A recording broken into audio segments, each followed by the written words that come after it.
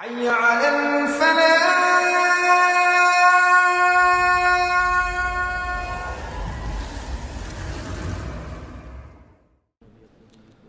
الحمد لله رب العالمين والصلاة والسلام على سيد المرسلين وعلى آله وأصحابه أجمعين.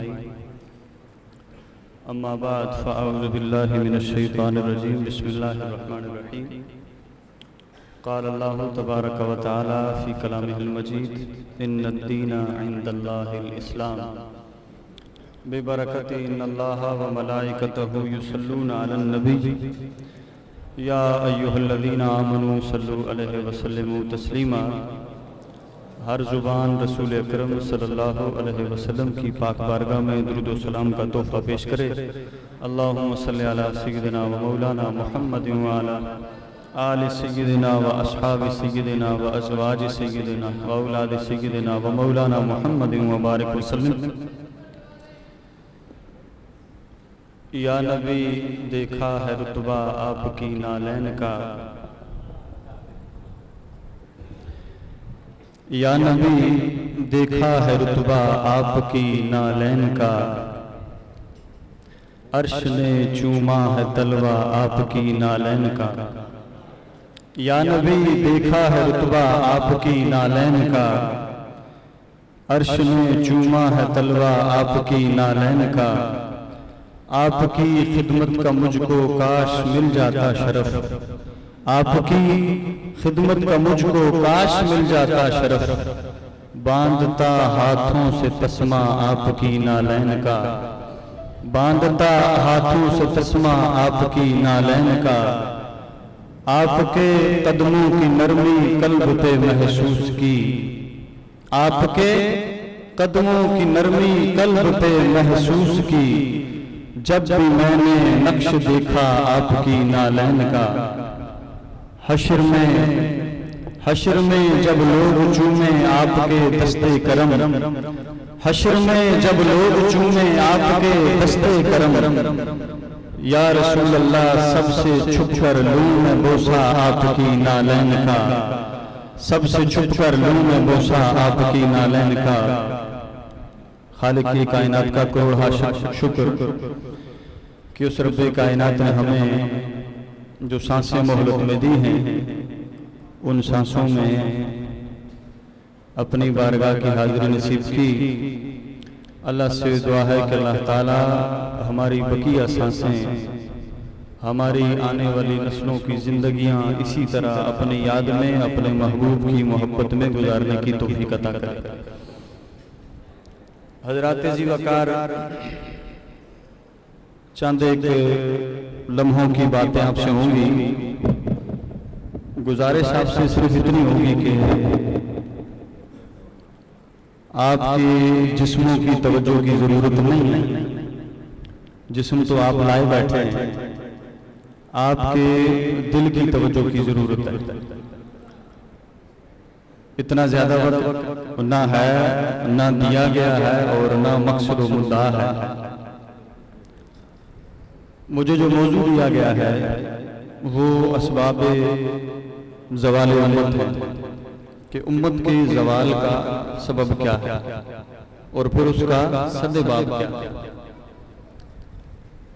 یاد رکھیے، معاشرہ پر امن ہے تو معاشرے پر امن ہے، معاشرے پر امن ہے تو علاقے پر امن ہے، علاقے پر امن ہے تو صوبے پر امن ہے، اور صوبے پر امن ہے تو سلطنت پر امن ہے. یہ کہانی ایسی ہے کہ جس کا آغاز دو فردوں سے بھی نہیں ہوتا ہے، ایک فرد سے شروع ہوتا ہے. زوال کیوں ہے اس کا سب سے پہلا سبب میری اپنی ذات ہے. دو کی ضرورت نہیں. اور ترقی کیسے ممکن ہو تو اس کے لیے بھی سب سے پہلے مجھے خود سدھرنے کی ضرورت ہے. خود نہیں سدھرا ہوں تو ترقی نہیں پا سکتا ہوں، زوال ہی زوال رہے گا. اور خود سدھر گیا ہوں، خود سدھروں گا تو گھر کو سدھار دوں گا، گھر کو سدھاروں گا تو پڑوسی سدھر جائیں گے، پڑوسی سدھریں گے تو معاشرہ سدھر جائے گا، معاشرہ سدھرے گا تو علاقہ سدھر جائے گا، علاقہ سدھرے گا تو ایک وقت ایسا آئے گا کہ پوری کی پوری سلطنت سدھر جائے گی۔ لیکن اس کا مرکز پرکار جو ہے وہ نقطہ کہ جس کے گرد زوال بھی گھومتا ہے، عروج بھی گھومتا ہے، وہ فرد واحد بھی ہے، کہ آغاز ہی اس کا فرد واحد سے ہوتا ہے۔ ترقی کے لیے علم بہت ضروری ہے، ترقی کے لیے اخلاق کی اعلیٰ اقدار بہت ضروری ہے۔ علم نہیں ہے تو آپ کو معرفت نہیں مل سکتی ہے، علم نہیں ہے تو آپ کو اچھے برے کی تمیز نہیں آ سکتی، علم نہیں ہے تو آپ اچھائی اور برائی کو نہیں پہچان سکتے۔ آج چاندے کی باتیں اس زمن میں کریں گے۔ اللہ وحدہ لا شریک سے دعا ہے کہ اللہ تعالیٰ حق اور سچ کہنے کی توفیق عطا کرے، ہونے والی غلطیاں اپنے فضل سے معاف فرمائے۔ دین اسلام کو اگر انسان کھنگالے اور ٹٹولے تو علماء فرماتے ہیں دین کو 3 بڑے حصوں میں تقسیم کیا گیا کہ جس سے دین اسلام کا مطالعہ ممکن ہو سکتا ہے، اس کی کھوج لگائی جا سکتی ہے، اس کو پڑھا جا سکتا ہے، اس کو پرکھا جا سکتا ہے۔ سب سے پہلے تو علماء فرماتے ہیں دین میں داخل ہونا، اسلام میں داخل ہونا، اسے علماء کہتے ہیں علم الکلام، جسے علم عقائد بھی آپ کہہ سکتے ہیں، عقیدے کا علم۔ عقیدہ نہیں ہے تو آپ دین اسلام کے گھر میں اس چھت کے نیچے نہیں آ سکتے، یہ اصل ہے۔ تو لازم بات یہ ہے کہ انسان کو اپنے عقائد کی معلومات ہونی چاہیے۔ عقائد میں رب کائنات کی ذات اقدس وحدہ لا شریک ہے، اس کا کوئی شریک نہیں ہے، عبادت کے لائق وہی ذات ہے، سب کچھ دینے والی وہی ذات ہے، اور اس کے برگزیدہ انبیاء ہیں، رسولان اعظام ہیں، فرشتے ہیں، خیر و شر ہے، مرنا ہے، مر کے واپس اٹھنا، یہ ساری باتیں علم الکلام میں، علم عقائد میں آ جاتی ہیں۔ جب انسان اسلام میں داخل ہوتا ہے، عقیدہ پکا کر لیتا ہے، تو اس کے بعد اسے خبر ہوتی ہے کہ رب کائنات نے مجھ پر یہ چیزیں لازم کی، 5 وقت کی نماز فرض کی ہے رب کائنات نے، یہ مجھ پر واجب رکھا ہے، یہ مجھ پر سنن رکھے ہیں، یہ مجھ پر مستحبات کی شکل آ گئی ہے۔ تو علماء فرماتے ہیں علم الکلام جو ہے، علم العقائد جو ہے، یہ راستہ دکھاتی ہے علم اعمال کا، علم الاحکام کا، اور یہ دوسرا بڑا شعبہ ہے اسلام کا۔ دین کا دوسرا بڑا شعبہ علم الاحکام ہے، احکام کو جاننا، مسائل کو جاننا، فرائض کو جاننا، واجبات کو جاننا، مستحبات کو جاننا، یہ ساری چیزیں فقہ سے تعلق رکھتی ہیں، علم احکام سے تعلق رکھتی ہیں۔ وہ پڑوسی کے حقوق ہیں، وہ بھائی کے حقوق ہیں، وہ والد کے حقوق ہیں، جس طرح کی بھی آپ تفسیر کر سکتے ہیں، یا تفاسیر موجود ہیں، تشریحات موجود ہیں، یہ ساری کی ساری بات جو ہے یہ علم الاحکام میں آتی ہے۔ اب ایک لمحے کے لیے یہاں اگر ہم ٹھہر جائیں اور سوچیں کہ اسلام کا سٹرکچر تو مکمل ہو گیا، عقیدہ بھی آ گیا اور اعمال بھی آ گیا، تو بات کو ختم ہو جانا چاہیے۔ اسلام میں داخل ہوئے ہیں، نماز کے احکام کو پڑھا ہے، نماز کے احکام کو پرکھا ہے، نماز کے لیے کیا کیا شرائط ہیں، کیا فرائض ہیں، کیا واجبات ہیں، سب کچھ جان لیا، اور جو کچھ جانا ہے اس کے مطابق وضو کر کے رب کی بارگاہ میں آ گئے، نماز پڑھی ہے، نماز کی تکمیل بھی ہو گئی۔ اس کے بعد اگر میں آپ سے پوچھوں کہ آیا اسلام کا سٹرکچر پورا ہو گیا، تو ہر دل کا جواب ہوتا ہے ہو گیا۔ اس سے بڑھ کر اور کیا ہے؟ پڑوسی کے حقوق بھی ادا ہو گئے، اخلاق کی اقدار بھی جان لی ہے، برائی بھی جان لی ہے، اچھائی بھی جان لی ہے، اس لیے کہ علم الاحکام پڑھنے کے بعد سب کچھ جان لیا۔ تو ہونا تو یہ چاہیے کہ اسلام کا سٹرکچر، اسلام کی توجیہات، اسلام کی تشریح کامل ہو گئی، تو میری نماز ہو جانی چاہیے۔ علماء فرماتے ہیں نماز ابھی کامل نہیں ہوئی،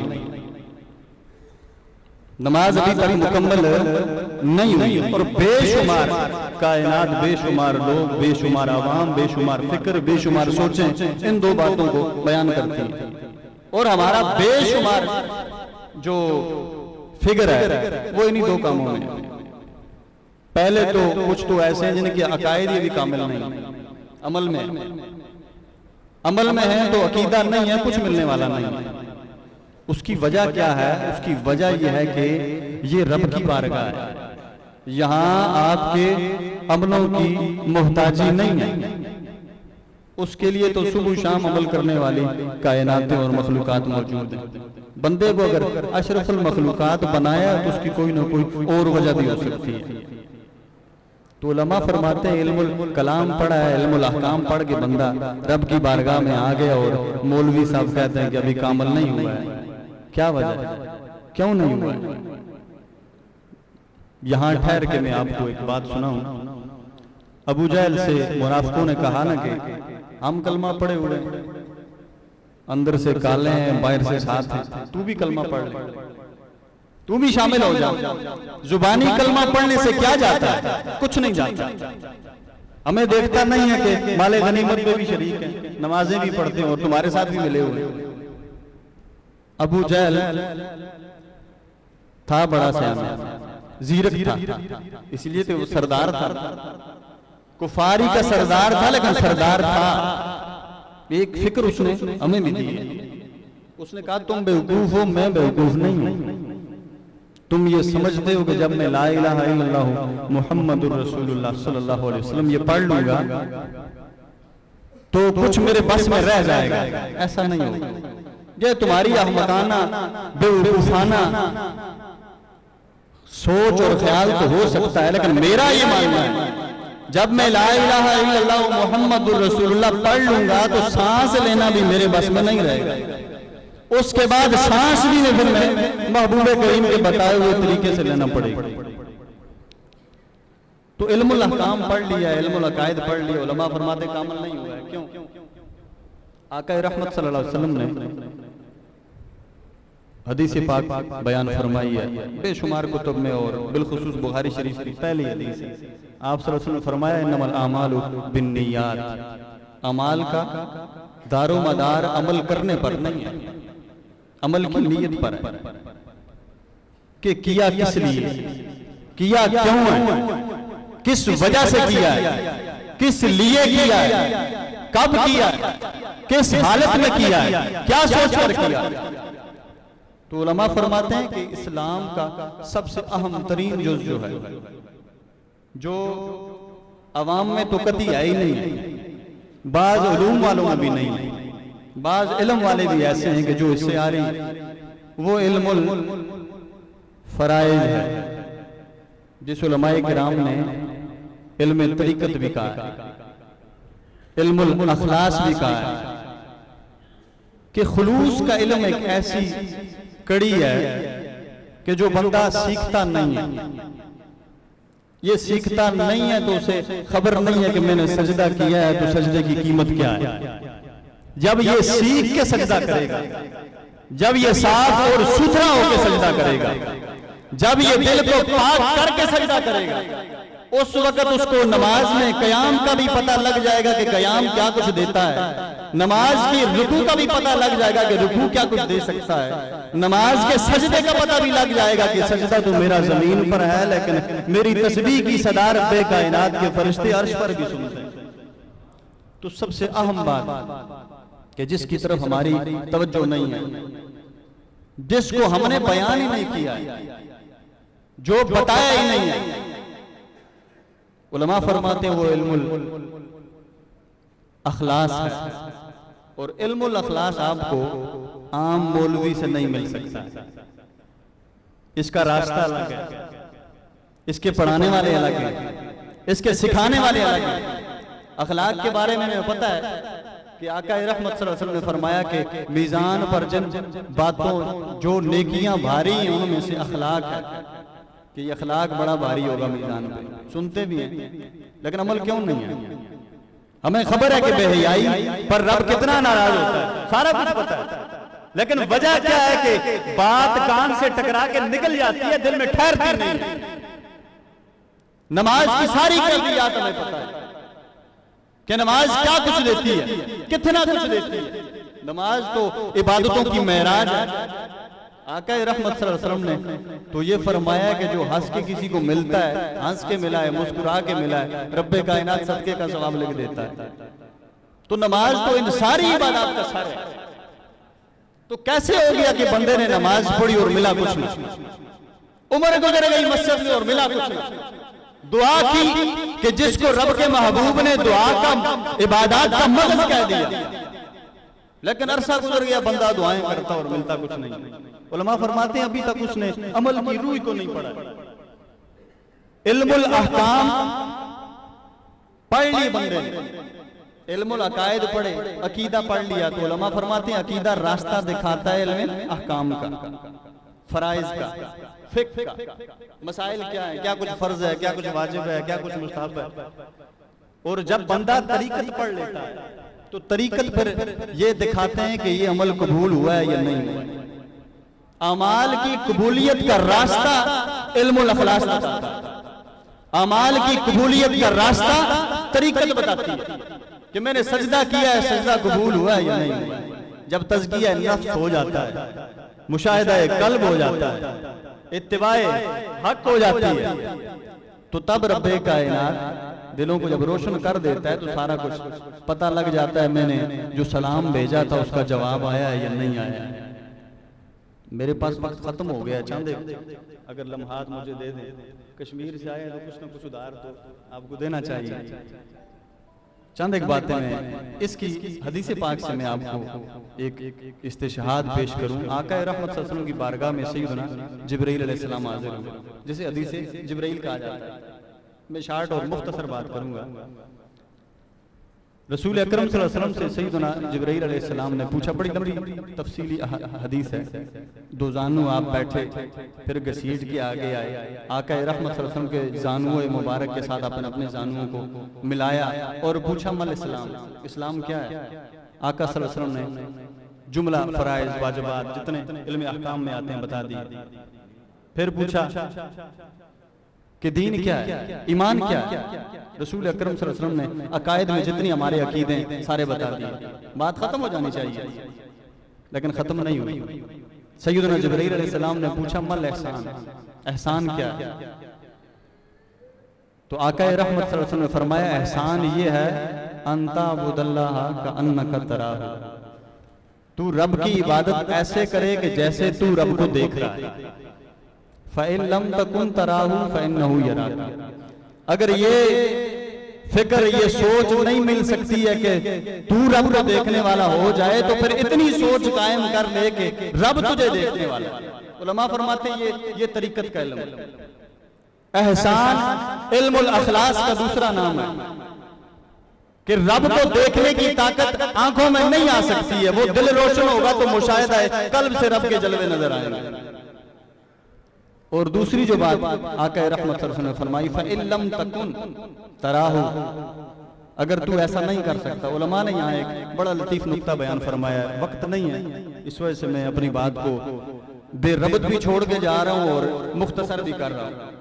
علماء فرماتے ہیں یہاں ایک معنی تو یہ ہے کہ اگر تو رب کو نہیں دیکھ سکتا ہے تو رب تجھے دیکھتا ہے، یہ تصور قائم کر لیں۔ ایک معنی تو یہ ہے۔ علماء فرماتے ہیں یہاں ایک معنی اور ہے، جو عشق میں جو محبت میں جتنا ڈوب کے رب کائنات کے محبوب کے کلام کو پڑھتا ہے تو اسے پھر اتنی گہرائی بھی ملتی ہے، لطف آیا ڈوبنے کا جتنی گہرائی ملی۔ علماء فرماتے ہیں یہاں فَإِن لَمْ تَكُنْ تَرَاهُ میں دو لفظ موجود ہیں۔ فَإِن لَمْ تَكُنْ تَرَاهُ، جس طرح آپ کو کہا جائے نا روکو مت جانے دو، ایک معنی یہ ہے، ایک معنی ہے روکو مت جانے دو، جملہ ایک ہی پڑھنے میں مختلف ہے، تشریح میں مختلف ہے۔ روکو مت جانے دو ایک بات ہی ہے، ایک ہے روکو مت جانے دو، دوسری بات ہی ہے۔ علماء فرماتے ہیں اس معنی میں بھی دو معنی موجود ہیں اس جملے میں بھی۔ فَإِن لَمْ تَكُنْ تَرَاهُ، کہ آقا رحمت صلی اللہ علیہ وسلم نے یہاں یہ بھی بیان فرمایا فَإِن لَمْ تَكُن، اس کا ایک معنی اگر ہم یہ کریں اگر تو نہ رہے تو فنا ہو جائے، ایسے نہیں دیکھ سکتا ہے رب کائنات کی ذات کو. فَإِن لَمْ تَكُن، پس جب تو نہ ہوگا تیری میں نہیں ہوگی، تیرا جسہ نہیں ہوگا، تیرا خیال نہیں ہوگا، تیرا اپنے بارے میں سوچ نہیں ہوگی. فَإِن لَمْ تَكُن، جب تو فنا ہو جائے گا تو نہیں ہوگا، تَرَاهُ، تو اسے دیکھ لے گا. تو علماء فرماتے ہیں لازم یہ ہے کہ بندہ پہلے اپنے آپ کو صاف کرے، پہلے اپنے آپ کو فنا کر دے. جب بندہ اپنے آپ کو رب کی محبت میں، رب کی اطاعت میں، رب کے محبوب کی اطاعت میں فنا کر دیتا ہے تو پھر رب کائنات یہ مقام اور مراتب دے دیتا ہے کہ تراہو، تو اس کو دیکھنے والا ہو جائے گا. آخری بات، یہ میرے خیال سے ایک سبق بھی ہم سب کے لیے. مفتی احمد یار خان نعیمی علیہ رحمہ نے ایک بڑا ہی خوبصورت واقعہ بیان فرمایا ہے. وہ فرماتے ہیں کہ بازار میں ایک موتی بیچنے والے نے منڈی لگا لی، جلسہ لگا لی اور کہنے لگا کہ یہ موتی اتنے کے ملتے ہیں. سب کی بولی لگائی، لوگ کھڑے دیکھ رہے تھے اور ایک موتی اس نے اپنی جیب سے نکالا اور اس نے کہا یہ قیمتی ہے سب سے اور اس کی قیمت بھی سب سے زیادہ ہے. واپس اس نے اپنے جیب میں رکھ لیا، باقی موتی اکٹھے رکھے اور نکل گیا. مجمع میں ہر طرح کا بندہ ہوتا ہے تو وہاں ایک چور بھی موجود تھا. اس نے دل ہی دل میں تہیہ کر لیا کہ جو موتی اس نے اپنے جیب میں رکھا ہے اس کو میں نے چرانا ہے. اس کی وجہ کیا ہے کہ سب سے قیمتی بھی یہی ہے. تو باتوں باتوں میں اس کے ساتھ ہو گیا. جہاں اس نے جانا تھا موتی والے نے اس نے پتہ لگا لیا وہاں جانا ہے. باتوں باتوں میں پوچھا آپ نے کہاں جانا ہے؟ موتی والے نے کہا میں نے فلاں جگہ جانا ہے. موتی والے نے پوچھا آپ نے کدھر جانا؟ اس نے کہا میں نے کدھر جانا. راستہ لمبا تھا، رات ہو گئی. بات کو مختصر کر رہا ہوں، وقت نہیں ہے، میں معذرت بھی چاہتا ہوں پوری ٹیم سے. رات ہو گئی، بندہ سو گیا موتی والا. اب چور کو کہاں نیند آئے، اس نے رات اٹھ کے اس کی تلاشی لی اور اسے موتی نہ ملا.